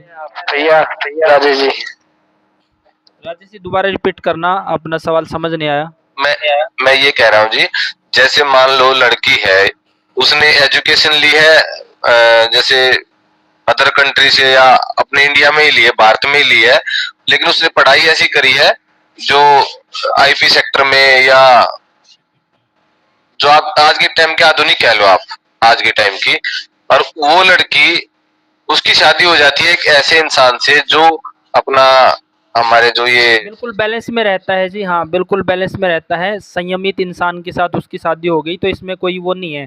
अब मान लो क्या है राजेश जी, आपको बताते हैं, हम बहुत केस इस तरह के जो हमारे साथ रहे हैं, या हम अपना खुद का भी एग्जाम्पल देखें। जब हमें खुद को समझ है ना जी, हमने पूरा शास्त्र पढ़ लिया, अब मान लो शादी हो गई है, तो भाई हम अपने जो जीवन साथी है उसको किस भाव से तैयार कर रहे हैं। हम इस भाव से तैयार कर रहे हैं, आप देखेंगे ना जी, अति मैथुन किया जाएगा तो हर दूसरे दिन पेट में दर्द, यहाँ पे पेडू में, यहाँ पे ये वो, खूब शिकायतें रहेगी जी आप। और ये बात से मैं सहमत हूं। हाँ, जब हम महिला को ये बताएंगे ना जी, महिला को समझाएंगे पहले इसका महत्व जी, फिर भाई हमारा मेन उद्देश्य है एक आदर्श संतान की प्राप्ति, और फिर हम ये बताएंगे ले भाई ठीक है, हम अगर कई बार हमने अति भी कर लिया तो फिर शरीर में जब साइड इफेक्ट दिखते हैं ना जी, पहले तो जो ठीक ठाक समझदार है वो वहीं से समझ जाते हैं जी कि भाई इसका अधिक करने से ये साइड इफेक्ट है, क्योंकि महिलाएं फील करती है जी, यूट्रस बहुत सुकोमल अवयव है, बहुत जल्दी प्रभाव पड़ता है जी अधिक मैथुन करने का। जब हम समझाएंगे ना कि ठीक है भाई आप कर लो एक्स्ट्रा, वहाँ शरीर में पता चलता है जी एक्स्ट्रा करने का। जब समझाएंगे कि इसको बैलेंस में करेंगे तो वो भी स्वस्थ है, आप भी स्वस्थ हो। कई बार एक्स्ट्रा कर भी लिया तो जब रोग सामने आएंगे तो इसमें ऐसी नौबत नहीं है जी, महिलाएं बिल्कुल संयम में हो जाती है जी, अगर उसको अच्छे से गाइड किया जाए तो जी। ऐसा नहीं है कि वो ज़्यादा ज़बरदस्ती करेगी, क्योंकि ज़्यादा समस्याएं महिलाओं को आती है जी पुरुषों की तुलना में। उनके वहाँ पे वात अधिक बढ़ता है जी, वात प्रकोप। जैसे हम एक साइकिल में पंप से हवा भरते हैं, तो वैसे ही जब मैथुन किया जाता है तो बहुत अधिक वात प्रकोप होता है जी। और आजकल तो बिल्कुल ही गलत तरीके से लोग मैथुन करते हैं, तो महिला को बहुत अधिक समस्या होती है, तो वो जल्दी समझ आती है। मैं तो इसकी बात कर रहा था, जो पिछले 15 से 20 साल में जो डेवलपमेंट हुई है उस अनुसार जो बच्चे हैं, मैं उनकी बात कर रहा था, आज के युग की। हाँ, डाल सकते हैं हम उनको अपने अनुसार, लेकिन चांसेस 50-50 वाला सिस्टम है जी।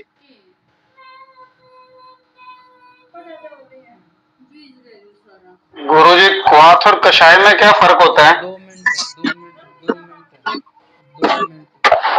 ये तो जी वैसे होगा जी जैसे दिन में और रात में अंतर होता है ना जी, वैसा भी अंतर इतना हो गया ना जी, ज्यादा हो गया।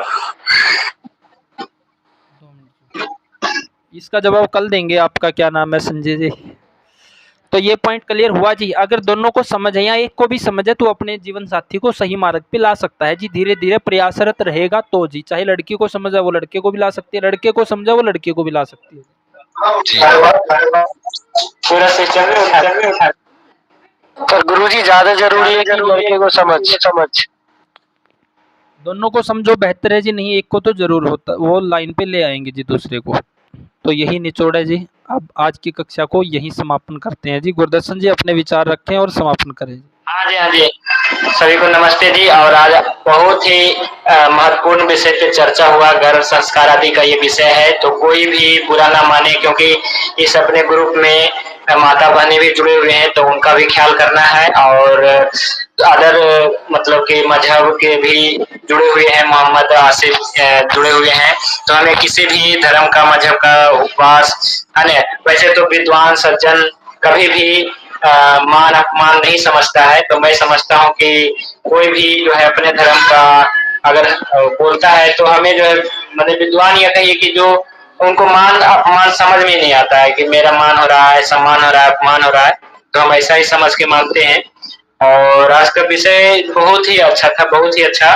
क्योंकि महिलाओं में आज मैंने एक पेशेंट का केस टेकिंग किया लेडीज का, तो उन्होंने अपनी प्रॉब्लम बताई है ना। तो ऐसा जो है ऐसा इसलिए हो रहा है क्योंकि आज जो है समाज में मैथुन कर्म से संबंधित यानी कि संतान उत्पत्ति से संबंधित ज्ञान न बिल्कुल शून्य है जी, 1% भी नहीं है ना। मैं जहां तक देख पा रहा हूँ तो ये बहुत ही दुख की विषय है कि हम क्या है कि समाज के लोगों को भी जागरूक नहीं कर पा रहे हैं। और हम लोग कोशिश कर रहे हैं कि समाज के ज्यादा दंपति और नव युवक को ये ज्ञान दे पाए। कल भी हमारे पास एक मध्य प्रदेश से फोन आया कि हम गर्भ संस्कार आदि कराना चाहते हैं। जब उनको बात बताई गई तो थोड़ा कम समझ पाते हैं। लेकिन मैं सलाह करता हूँ कि पहले आप क्लास से जुड़ोगे, एक बार क्लास से जुड़ोगे आप हमारी वैसी बात नहीं समझ पाओगे जब तक आप शुरू से आपने समझने की कोशिश करोगे। तो जिनको भी टाइम मिलता है, घंटा भर भी अपने लिए समय नहीं मिल पाएगा, तो हमें नहीं लगता है कि हम केवल दवाई से उनको जो है, उन्होंने कहा कि हमारा शरीर शोधन करना है, फिर हम जो है गर्भ संस्कार आदि के विषय के ऊपर आएंगे। तो देखिए ये सब काम में धीरे धीरे बढ़ेंगे जब आप किसी के साथ जुड़ेंगे, है ना। जब आप किसी के साथ जुड़ेंगे नहीं, आप केवल क्या है कि अपने में रहेंगे कि हम तो अपने आप कर लेंगे, हम तो अपने आप सब कुछ कर लेंगे, पढ़ाई कर लेंगे, अपने आप गर्भ संस्कार आदि कर लेंगे, हम अपने आप सब कुछ कर लेंगे, तो नहीं संभव है जी। तो क्या आप देखते भी हैं कि वो नहीं कुछ कर पाते हैं। इसलिए क्या हमारे क्लास का बहुत ही अच्छा क्या है कि ये चल रहा है, क्लास बहुत अच्छा चल रहा है कि हम जो है दूसरों को समझा करके और इस क्लास में जो है आकर के और उत्तम ज्ञान को हासिल कर रहे हैं जो शास्त्रों में वर्णित है। बाकी आगे सवाल जो है वैदिक युग की, जैसे कि बात किया गया ये अनुपम जी के द्वारा कि वास्तव में ऐसा चर्चा किया गया है सत्यार्थ प्रकाश में कि हम जो है केवल संतान उत्पत्ति के लिए हम क्या है कि मैथुन कर्म करें, ठीक है जी। लेकिन भाई जी का भी सही कहना है कि आज के समय में कितने दंपति है जो केवल संतान उत्पत्ति के लिए मैथुन करें और बाकी जिंदगी भर नहीं करें। तो जो भागवत ऋषि ने जो बताया है ना स्थिति जी, कलयुग के वैद्य हैं जी। कलो भागवत नामा, तो अगर कलयुग में जीना है तो भागवत की बात मानना पड़ेगा जी, है ना। तो भागवत की बात मानते हुए हम लोग चलेंगे। और भागवत जी ने जो अपने अष्टांग ग्रंथ में कहा है जी, हमारे लिए वही सबसे अच्छा है जी, है ना। तो हमें लगता है कि भागवत के जी के बात मान करके और जैसा बताया गया, और इसमें एक चीज बताया गया रसायन सेवन, तो रसायन सेवन का विशेष ध्यान रखना चाहिए। और भागवत एक जगह और लिखे है जी कि जो प्रतिदिन प्रिय वचन बोलता है और सत्य वचन बोलता है वो एक रसायन सेवन कर रहा है जी, है ना। तो कोशिश करें कि अपने जीवन में सत्य को धारण करेंगे तो ये भी एक रसायन है ही है जी, है ना। तो हम भी कोशिश करते हैं, आप भी कोशिश करिए कि अपने जीवन में जो है सत्य को धारण करेंगे और ये सत्य भी एक रसायन